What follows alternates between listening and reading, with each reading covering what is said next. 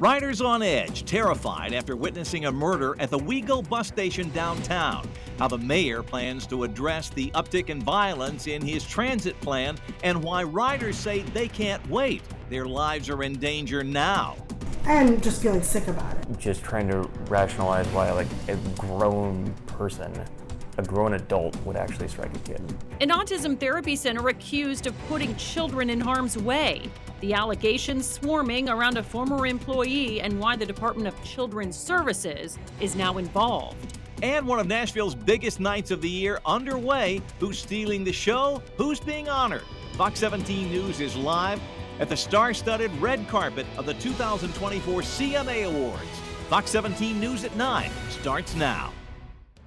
Middle Tennessee's only primetime news. This is Fox 17 News at 9, your Code Red station. We begin tonight with a Fox 17 News Code Red weather alert. Well, we have all gotten used to the warm temperatures in fall, and now fall is about to catch up with itself. Fox 17 News Code Red Chief Meteorologist Katie Morgan here to explain a cool down, a frost, a freeze. What are we looking at? A little bit of everything. Oh. Yeah. The winds have changed. Why not? She's got a twinkle in her eyes. She's I know. loving this. You get some. You Mother get some. Nature. Yes.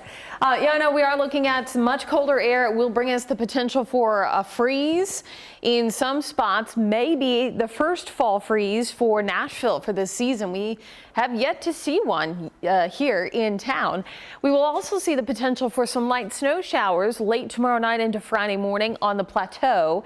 And in addition to that, we're looking at some pretty breezy winds for tomorrow. That is going to put wind chills in the 30s and low 40s. So it's going to be a shock to the system. We start off with a live look here on Broadway, and folks still out and about enjoying the evening here despite the chilly conditions sitting at 50 under a clear sky.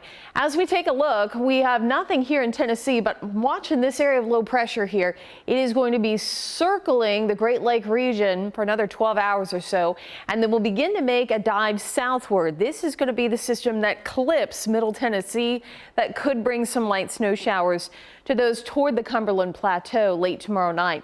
Low temperatures this evening. I do think frost will be likely outside of city centers, low-lying areas, especially higher elevations. Crossville could make it to freezing tonight. McMinnville around 34, Murfreesboro 36, Clarksville around 38. Nashville, I think we should stay frost-free for tonight, but we'll talk more about the frost potential for us here in town. And a little later on, looking at what could end up being a tricky travel holiday for next week. That's all in your Fox 17 Code Red forecast. Be ensured that they're safe wherever, no matter where they go. In Operation Crime and Justice, a friend of a Nashville teenager shot and killed yesterday at the Wego bus station downtown is asking for safety improvements for riders. Fox 17 News' Karen Aguilar joining us live at the Wego Central station at 5th and Charlotte downtown with more on the murder and, of course, the push to increase safety. Karen? Following yesterday's deadly shooting, this afternoon there were multiple officers here, but now take a look. There are none. And riders I spoke with are questioning how can they be sure they'll be safe. Wego riders are feeling uneasy, and with good reason. Tuesday afternoon, Metro Police say 15-year-old Shamari Bailey shot and killed 16-year-old Braden Caldwell on the busy second level at Wego Central.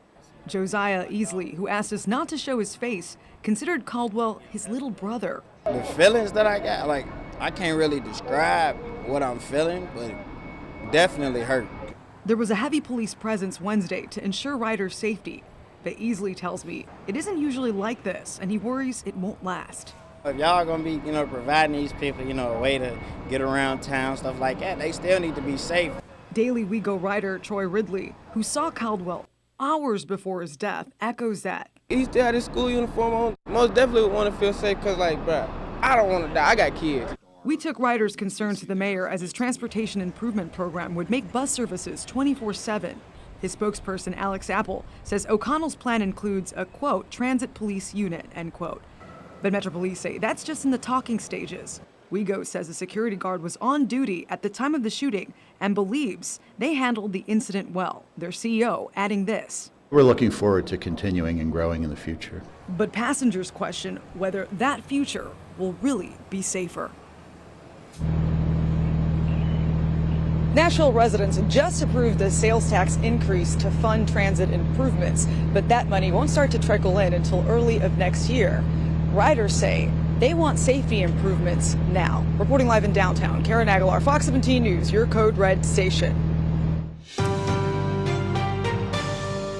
Tonight in Crisis in the Classroom, a shortage of school resource officers. Tennessee statewide, one of 4 states around the country with a large number of open SRO positions. That's according to a report highlighted by our Spotlight on America team on Monday. Fox 17 News' Caitlin Miller was in Camden County today, a county that has solved its SRO shortage problem. School districts across the nation are struggling to hire SROs, even here in Tennessee. But we're in Camden County, and they say this is the first year that they are fully staffed because they say they've added incentives. Bobby Pennington is a school resource officer at Cannon North Elementary School. He's been an SRO for 25 years. Outside of your biological family and maybe your church family, this is my family. Pennington says building relationships with students and helping them grow is invaluable. We've had them come in and say, well, oh, I love you, officer. I want to be a cop when I grow up. And it's stuff like that that really excites you to see a child's attitude change. I volunteered for the position. Last year, Cannon County only had 2 SROs for 5 schools. Some officers had to drive up to 20 minutes to respond from school to school. This year, they have an SRO in each school. So Fox 17 News asked Cannon County what they did to fill these positions. We started to learn around the mid-state area that police departments, sheriff's offices were starting to pay more. And, you know, they were keeping us down for a long, long time. So Cannon County School Safety Director Bill West says after their sheriff's office received state funding, they increased SRO salaries and rewarded officers for years of experience to fill positions. Fox 17 News reached out to Nashville schools and the Nashville Police Department. Police told us there are currently 69 SROs serving a total of 54 metro schools. However, there are 160 schools in the metro district. This leaves 106 schools without full-time school resource officers. This is a common situation for school districts across the state and country. Fox 17 News reached out to the Tennessee Department of Homeland Security for statewide numbers, but we did not hear back yet. Pennington says the reason he moved to work in Cannon County this year was the incentives they added for retirement. Here in Cannon County, they pay you for the years of experience, and I went from a department that paid you, whether you were there 1 year or 25, you got paid the same. Moving forward, the SROs here in Cannon County say that they're focusing on community involvement to develop relationships with the families because they say that is very important. Reporting from Cannon County, I'm Caitlin Miller, Fox 17 News, your Code Red station. Families sounding the alarm at one autism therapy center after they say a former staffer put their children in an unsafe environment. Why they're calling now for accountability. And live report from the CMA Awards show downtown. You are watching Fox 17 News at 9. In your entertainment news, Music City hosting country music's biggest night. It's the 58th annual CMA Awards happening right now downtown. Fox 17 News' Kylie Walker joining us live with more. A big night for you, Kylie. Yes, a very big night, very exciting. As you could see right now, not much happening here on the red carpet. That's because everyone's at that award show just across the street. We have about an hour left or so of that. And then here on the red carpet, crews are starting to clean up. But we wanted to update you guys on what we saw earlier today and, you know, from the award show as well. It was very electric, the vibes out here on the red carpet. But we also want to talk to you about some of the early winners. Take a look at your screen here. Now, song and single of the year went to a fan favorite, Chris Stapleton, for White Horse. Rising star Almost in Tears, Megan Maroney snagging the new artist of the year, while Old Dominion takes home vocal group of the year. And lots of excitement for first-time winners, paving the way, Riley Green and Ella Langley for musical event of the year on their hit song, You Look Like You Love Me. Now, keep in mind, you can see the rest of tonight's winners on our website, Fox17.com. Coming up a little bit later in the show, we're going to hear from some of those artists who actually won the awards and what was going through their head just minutes after that big win. For now, reporting downtown, I'm Kylie Walker, Fox 17 News, your Code Red station.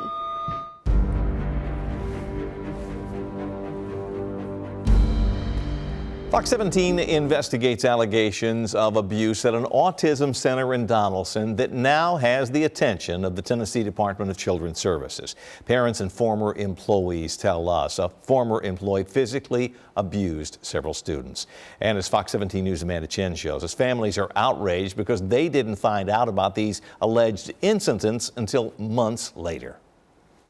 Families send their children to school entrusting staff to help them learn and succeed. When these parents started getting concerning information from former staff members, they wanted to take action. Jasmine Stewart enrolled her 4-year-old son, Dakari Atwater, at Hope Ridge Autism Therapy Center in Donaldson in October of 2023. She hoped that through behavioral therapy, her son would develop the skills necessary to eventually learn in a classroom setting. When I went to the center, it seemed pretty, reasonable, and everything worked out. And for the most part, honestly, Kari did really good there. Jasmine says Dakari had been making some significant improvements with his verbal skills. It wasn't until September of this year that Jasmine started hearing about alleged incidents involving her son. She received text messages and phone calls from staff members. I originally was told that Kari got upset and hit another kid. And so at that point, the tech came from wherever he was at and grabbed Kari by the back of the neck and picked him up and slammed him down. While Jasmine has no proof staff caused these injuries, she began replaying certain instances in her head, like when Dakari came home from the center with scratches on his back and this toe injury. When they, asked the person if he did that, he said, no, I grabbed his shirt. It shouldn't matter where you grabbed him. You're not supposed to do that type of thing. How did Jasmine learn about these accusations? Jasmine says she received texts from these staffers about their concerns with what the employees say they witnessed. One says, quote, during the ending of my time there, it has become to the point where we felt threatened to even speak to each other about what's going on. They literally state that we will be in trouble if they hear any word about anything. This is Amanda Chen from Fox 17. I was able to speak on the phone with the now former staffers who made these claims. They confirmed to Fox 17 what they said in their text messages, but declined to do on-camera interviews for fear of retaliation. In another case, one of these former employees also informed Bethany and Taylor McRae through text that their son Logan had also allegedly been subject to physical harm at Hope Ridge's Donaldson location. The family believes these ex-staffers. Considering the relationship that they have with us and our son, it would be outside of their character to essentially lie about that. Bethany tells me this staffer texted her a screenshot of a report to management about her 6-year-old, claiming a person at the school, quote, popped him on the back of his hand. For me, it was more like just trying to rationalize why a grown person, a grown adult would actually strike a kid. Fox 17 News received a statement from one of the employees at the center about Logan, telling us, quote, Logan, I witnessed hit by said person with the ball in the face, and nothing ever was done about it. When telling it to management, they would just brush it off. They were not taking it as seriously as they should have. Assuming all these allegations are true. Jasmine and the McRaes are unhappy with what they believe is the center's lack of communication and dismissal of these claims.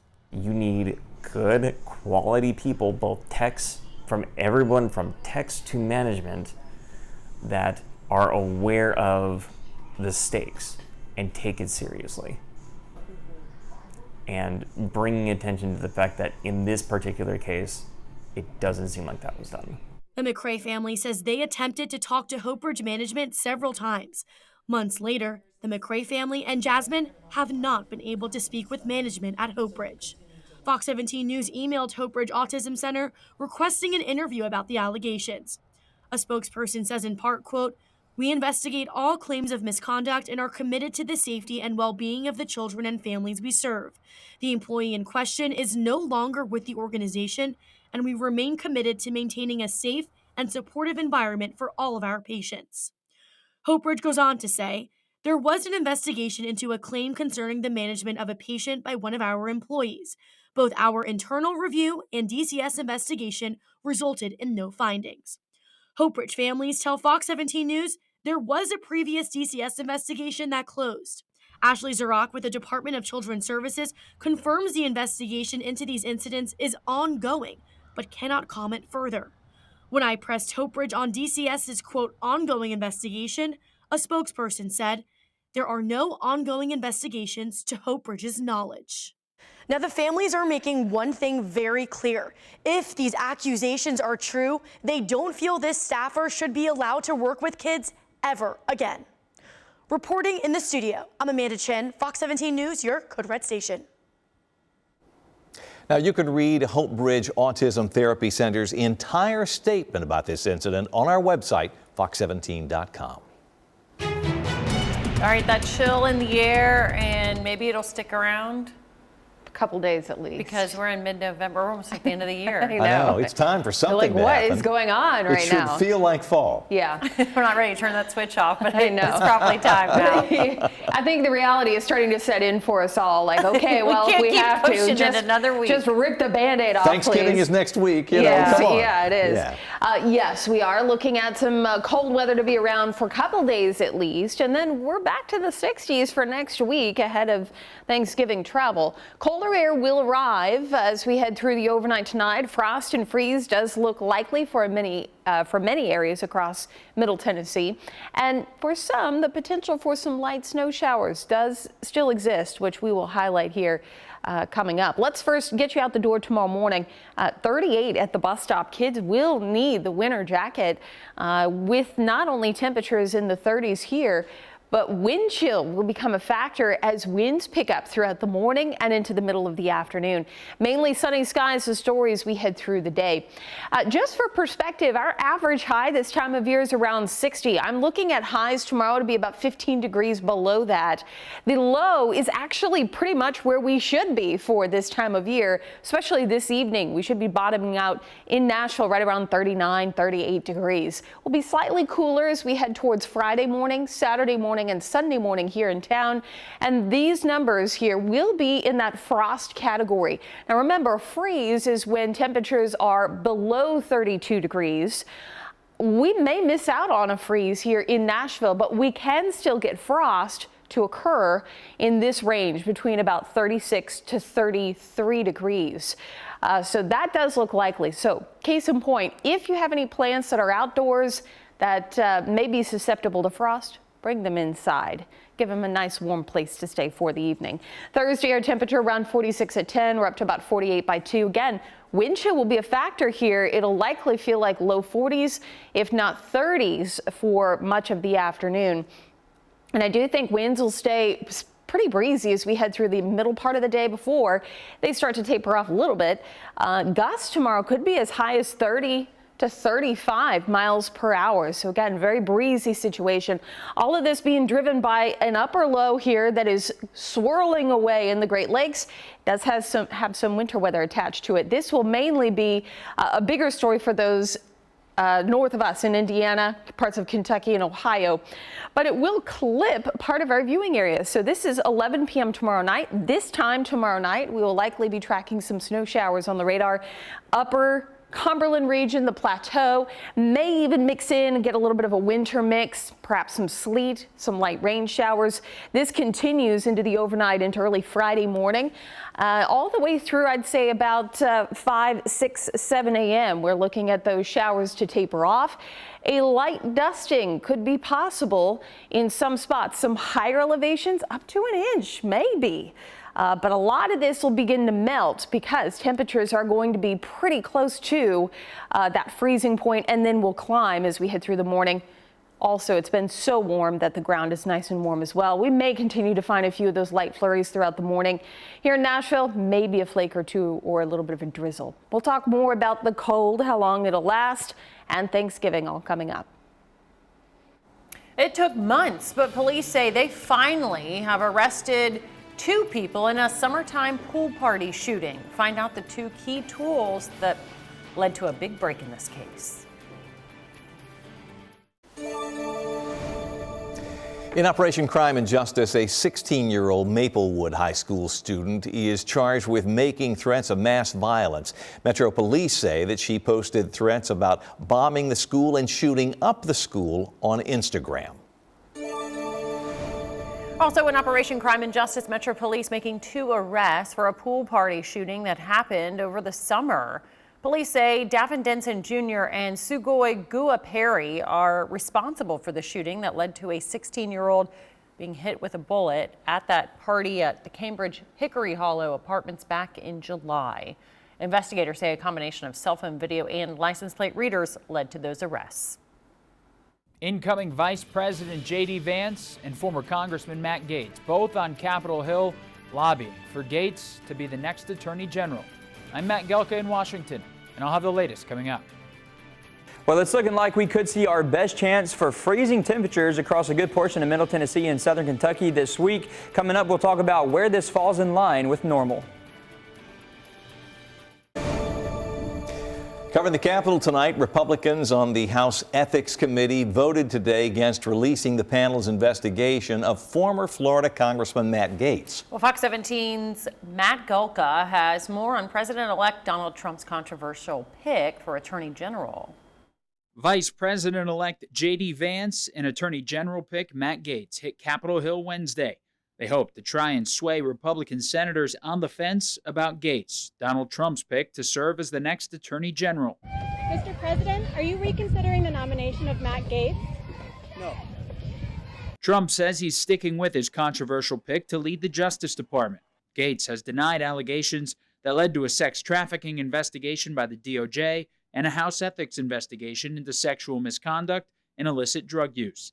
Senator Lindsey Graham urged his colleagues not to join what he called a lynch mob on Gaetz after meeting with the former congressman and Vance. Not every Republican seems sold on the Gaetz pick, and it would require 4 Republican no votes along with all Democrats to sink his nomination. I was shocked by the nomination, given the many allegations, but that's why it's important that the Senate go through its process of making sure that we have a background check. I view a public release versus a conversation about transmittal to the Senate. I think those are separate conversations. Some Republicans also believe that all the information they need will come out in the vetting process, even if they don't get their hands on the House report. Because all those same witnesses, to your point, that are coming out publicly, and many more, and much more evidence, will be just as available to Senate Judiciary investigators. And of course, they have subpoena power. Senate Democrats have asked the FBI for all of their investigation files into Gaetz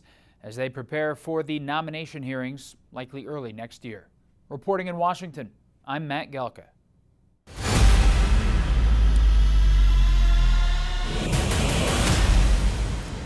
In sports, the Titans return to the practice field today as they now prepare to face AFC South rival Houston on the road Sunday. Well, the Texans coming off a big win over the Cowboys in Monday Night Football this week and currently lead the AFC South division at 7-4 overall. Titans, on the other hand, though, entering this week 2-8 overall and are desperate to get back in the win column. Good news, though, the Titans have only played 1 division game so far this season and still have time left to turn things around in the AFC. These are the teams you want to play well against. And this is your path to the playoffs is going to always run through the division every year, and you want to play well against your division opponents. We've had 1 opportunity and didn't win it, and so we get a couple more here coming up, and we'd like to put our best performance on the field against the teams that we got to play twice a year. Well, that said, Titans quarterback Will Levis will get the start Sunday, and while he is still searching for his first win of the season as the captain there, the offense there for the Titans, Levis says his focus is simply helping the team score some more points. The Titans ranked 28th in terms of scoring offense in the league, managing to post only 17 points a game. Now, the best way to move the meter there, scoring more touchdowns when they get into the red zone. Just got to be more consistent, just sustain drives, get ourselves in more manageable third downs. That's been the story all year. I think we're number 1 in the league in 3rd and 11 plus, but it's good, but just means we're there more often than others. So, I mean, just sustaining drives throughout and making the plays down there when we can. We got to be better in the red zone and more touchdowns, less field goals. As far as injuries go, Coach Callahan has already ruled out cornerback L'Jarius Sneed. He will miss his 6th straight game with a quad injury. We remain in our code red alert for the potential for cold weather and maybe frost freeze headed our way by the end of the work week. Some patchy frost even possible tonight, but do think that Nashville won't see that frost for this evening. Chilly air, though, definitely moving in, as you can see from the numbers here. And we take a look, not only are we going to be talking about chilly weather, but we're going to be talking about breezy conditions as well. So highs right around 50 for tomorrow will be a shock to the system, especially when we pick up wind speeds here. So this is through Thursday morning. Right around noon, you can see that we're looking at upper 30s to around 40 as how it feels. And that's going to be about all we get to for tomorrow. So definitely feeling chilly with those winds anywhere between 20 to gusting even to 30 miles per hour as we go through the afternoon and into the evening hours for Thursday. Will be breezy as well on Friday, but not quite as windy as tomorrow. Well, we're no stranger to cold weather in the fall, but this year it has been on short supply, or at least this season. To talk more about when we typically see our first fall freeze and where we stack up this year, here's meteorologist Brett Luna.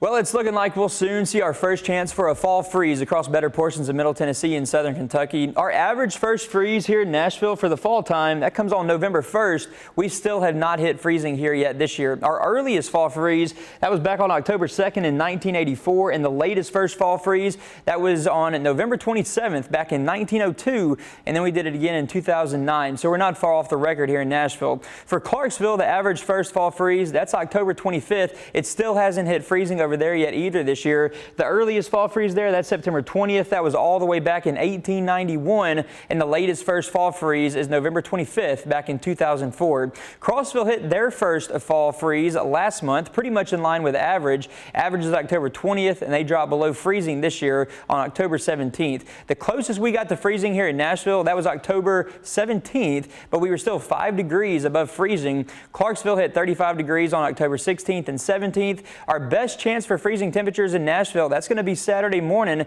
and we still might stay a degree or two above freezing. But if we hit that 32 degrees, it would be the 3rd latest fall freeze here in Nashville. And to break that record, we just got to get to the November 28th mark. Just ahead, another live report downtown from the CMA Awards show.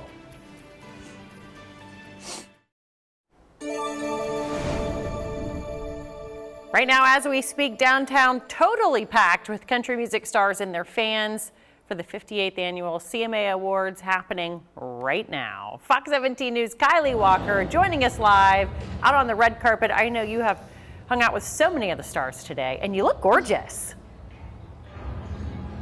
Thank you, Megan, and I wish you were out here with me. That would have been so much fun. Now, I had a blast down here on the red carpet. That's where we are now. It looks a little bit calm right now, but that's because they're starting to close up shop for the night. That award show is just happening right across the street, but tonight was truly amazing here on the red carpet. I used to watch it when I was a little girl, the red carpet at the CMA Awards, and I can't believe I'm here. So really a full circle moment for, you know, both me and also saw a lot of stars here who walked this red carpet for the first time tonight as well. We have some of that video for you, which we'll pull up on your screen, but keep in mind, Luke Bryan, Peyton Manning, and Lainey Wilson kicked off the show as hosts. We heard from performances from Kelsey Ballerini, Jelly Roll, Post Malone, Chris Stapleton, Teddy Swims, and so many more.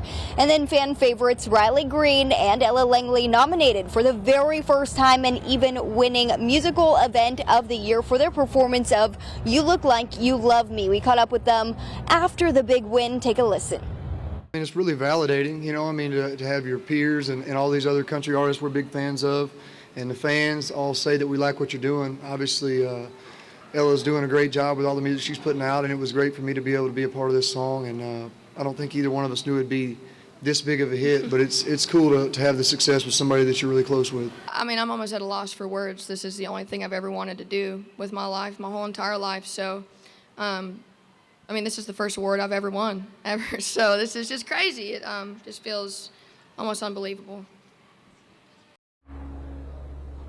As you can see, very special night here. And we are going to have a little bit later in this show some of the interviews that we did with some of those rising stars here on the red carpet. We'll have that in the next 30 minutes or so. But for now, reporting in downtown Nashville, Kylie Walker, Fox 17 News, your Code Red station. And coming up, tackling what could become a tricky Turkey Day travel. My latest thoughts on Thanksgiving weather.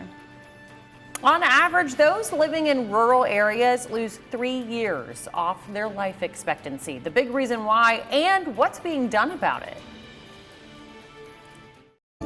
Bringing more awareness to rural health care. According to the Tennessee Department of Health, over 93% of residents live in rural areas, and that can come with some disparities.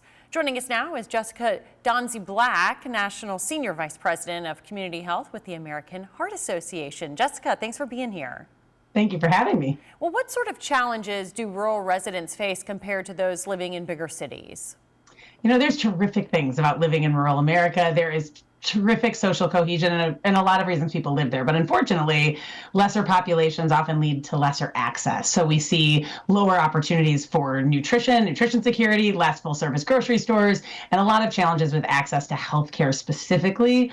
Unfortunately, we have seen that then lead to higher rates of chronic disease and lower life expectancy in rural communities. Well, we know access to healthcare in those rural communities can be complicated. How can organizations address some of those gaps in care?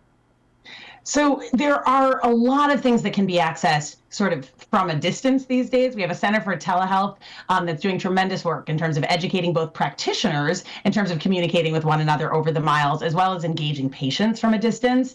You know, we've also launched a program called HeartCore at the Heart Association, which is an AmeriCorps service program where we actually place people in rural communities that help individuals connect with the healthcare services they have. And we also have another initiative called the Get With the Guidelines Rural Health Accelerator that is specifically designed to help rural hospitals and small hospitals achieve high levels of quality despite perhaps constrained staff and lower resources.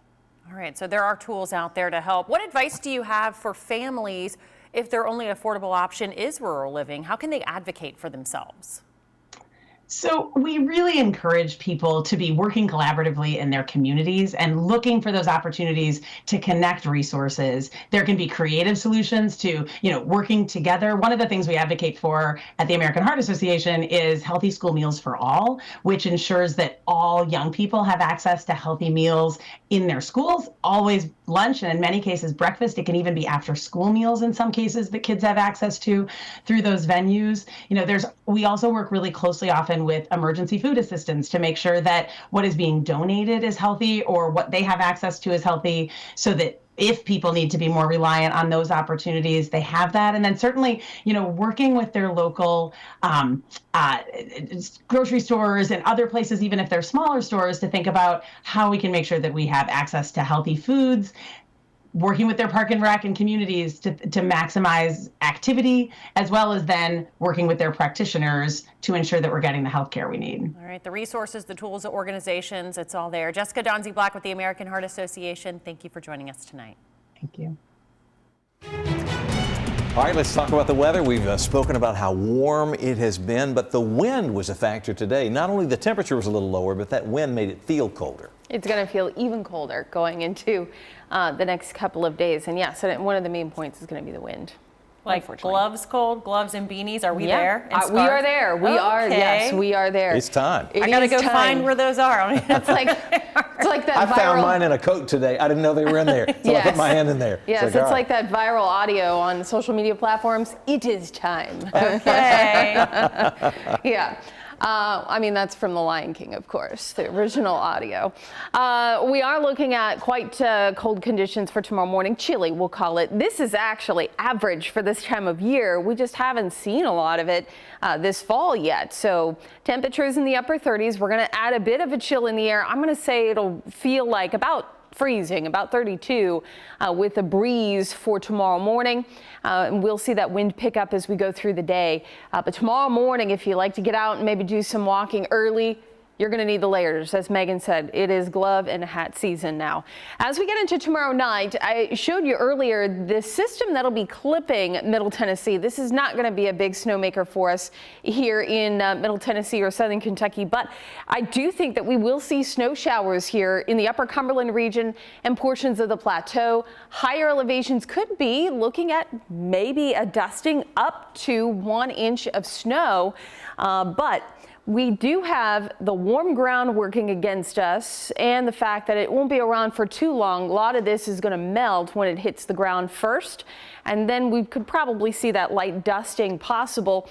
Roadways should remain relatively wet. Don't expect a ton of accumulation on those roads for tomorrow night into early Friday morning. We take a look at temperatures, though. We will be below the freezing mark, I think, just around there.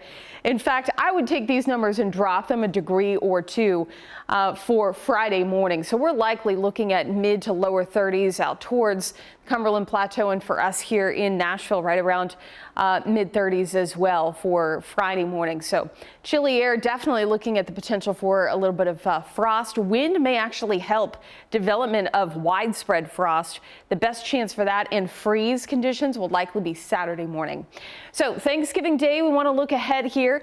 It's now looking like we may be dealing with some pretty messy weather for Thanksgiving somewhere around that time frame. Pretty important the day before and even Tuesday, big travel days, and on the other side as well. Right now it looks like a heavy rain could be possible for us. As we take a look, this is the forecast for Wednesday, next Wednesday.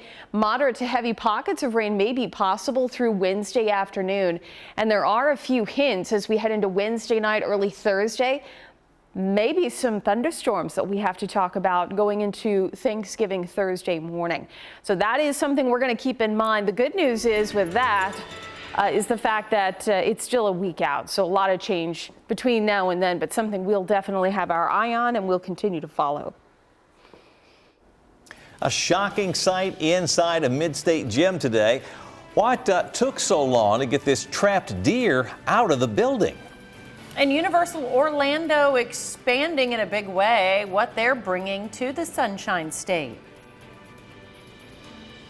Caught on camera today, a real shocking surprise at a gym in Hermitage. Well, Fox 17 News' Johnny Maffey shows us the moment that a deer broke through a business window.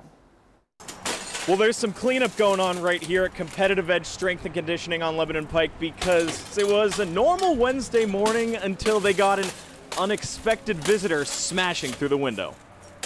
Just after 6:30 a.m., the gym security footage shows the deer breaking through the window, glass shatters everywhere, onto the treadmill. Quite the surprise. Man, you'll never believe what happened. Like, a deer just came through the window, and I walked down there and just walked in. I was just like, wow, like this just really happened. Like, unbelievable. The deer then made its way to the women's locker room. MNPD and wildlife officers eventually then let it out, tried to let it out of the gym, but it got stuck behind the dumbbells. People were working out just before this happened. She had just gotten off the treadmill like 2 minutes before it happened. You know, we went back and watched the video, and she was literally right in the path where the deer came through. And it helped that there's a roofing company next door to clean up. So luckily no people in the gym were hurt, and the cleanup will continue. They have to do some vacuuming as well inside. In Hermitage, I'm Johnny Maffey, Fox 17 News, your Code Red station. What a mess, Johnny, thank you. Universal Orlando expanding. We'll tell you what theme park owners plan to bring to the Sunshine State.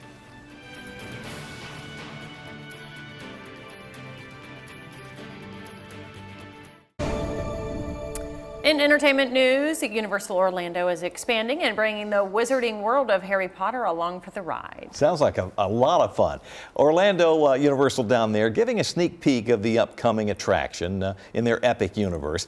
One of the park's main attractions is going to be Harry Potter and the Battle at the Ministry. The ride will take you on an adventure through the British Ministry of Magic. The epic universe theme park is slated to open in May, so just really a couple of months from now, and it will have 5 main attractions.